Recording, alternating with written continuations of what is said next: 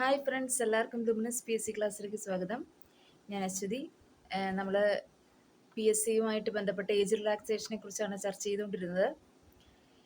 ഇന്ന് കേരളത്തിലെ ലക്ഷക്കണക്കിന് വരുന്ന ഉദ്യോഗാർത്ഥികൾക്കിടയിൽ ഇന്ന് സജീവമായി ചർച്ച ചെയ്തുകൊണ്ടിരിക്കുന്ന ഒരു വിഷയമാണ് പി എസ് സി നിയമനങ്ങളുടെ പ്രായപരിധി എന്ന് പറയുന്നത്. അപ്പോൾ പ്രായം കടന്നുപോയത് കൊണ്ട് മാത്രം സർക്കാർ ജോലിയിൽ നിന്ന് പിന്തള്ളപ്പെടുന്ന ധാരാളം ഉദ്യോഗാർത്ഥികളുണ്ട്. എന്തുകൊണ്ടാണ് കേരളത്തിൽ പി എസ് സി പ്രായപരിധി കാലോചിതമായി പരിഷ്കരിക്കണം എന്ന് പറയുന്നത്? നമുക്ക് ഇതിൻ്റെ ചരിത്രവും ഇന്നത്തെ സാഹചര്യവും നമുക്കൊന്ന് പരിശോധിക്കാം. നമ്മൾ ഇന്ന് ചർച്ച ചെയ്യുന്ന ഈ പ്രായപരിധി മാറ്റത്തിന് ഒരു ചരിത്രമുണ്ട്. 1978 അങ്ങോട്ടേക്ക് നമ്മളൊന്ന് തിരിഞ്ഞു നോക്കുകയാണെങ്കിൽ അന്ന് കേരളത്തിൽ തൊഴിലില്ലായ്മ അതിൻ്റെ ഉച്ചസ്ഥായിയിൽ എത്തിയിരിക്കുന്ന സമയമായിരുന്നു. ആ ഒരു പ്രത്യേക സാഹചര്യം കണക്കിലെടുത്ത് സർക്കാർ പ്രായപരിധി 5 വർഷം ഉയർത്തുകയുണ്ടായി. എന്നാൽ ഈ നിയമപ്രകാരം ജോലിക്ക് അപേക്ഷിക്കുവാനുള്ള ആ ഒരു പ്രായപരിധി 5 വർഷം കൂട്ടി നൽകി അന്ന് ഈ നിയമം കൊണ്ടുവരുമ്പോൾ വ്യക്തമാക്കിയ ഒരു കാര്യമുണ്ട്. അതായത് സാമൂഹികവും സാമ്പത്തികവുമായ മാറ്റങ്ങൾക്കനുസരിച്ച് പ്രായപരിധിയിൽ മാറ്റം വരുത്താവുന്നതാണ് എന്നാണ്. അതായത് മാറുന്ന കാലത്തിനനുസരിച്ച് നിയമങ്ങൾക്കും അതിൻ്റെ ചട്ടങ്ങൾക്കുമൊക്കെ മാറ്റം വരാവുന്നതാണ് എന്നാണ് പറഞ്ഞിരിക്കുന്നത്. ഇന്ന് സാഹചര്യം ഒരുപാട് മാറിയിട്ടുണ്ട്. ആളുകളുടെ ശരാശരി ആയുർദൈർഘ്യം എന്ന് പറയുന്നത് ഉയർന്നിട്ടുണ്ട്. നമുക്കറിയാം, കേരളത്തിൽ മറ്റ് സംസ്ഥാനങ്ങളെ അപേക്ഷിച്ച് ആയുർദൈർഘ്യം കൂടുതലുള്ള സംസ്ഥാനമാണ്. അതുപോലെ തന്നെ വിദ്യാഭ്യാസ കാര്യത്തിലാണെങ്കിലും കേരളം മുൻപന്തിയിലാണ്. സാക്ഷരതയിൽ ഏറ്റവും മുൻപന്തിയിൽ നിൽക്കുന്ന സംസ്ഥാനമാണ് കേരളം.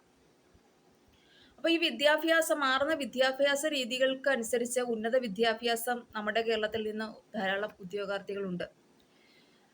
അതുപോലെ തന്നെ ഒരു PhD ഒക്കെ കഴിഞ്ഞു വരുമ്പോഴത്തേക്ക് ഒരു മനുഷ്യൻ്റെ പകുതിയോളം ആ ഒരു കാലഘട്ടം കഴിഞ്ഞു പോവുകയാണ് ചെയ്യുന്നത്. അപ്പം ഇതിനെ കൂടാതെ മറ്റ് കോഴ്സുകളും ഒക്കെ ഇപ്പോൾ ഒത്തിരി സമയം നമുക്ക് പഠന മേഖലയിലേക്കായിട്ട് അല്ലെങ്കിൽ പഠന കാലയളവ് ഇപ്പോൾ കൂടിയിരിക്കുകയാണ്. മുമ്പ് 10ാം ക്ലാസ് എന്നൊക്കെ പറഞ്ഞാൽ വലിയ ഒരു പഠനത്തിൻ്റെ ഒരു എൻഡിങ് പോയിന്റ് എന്ന് വേണേൽ പറയാം.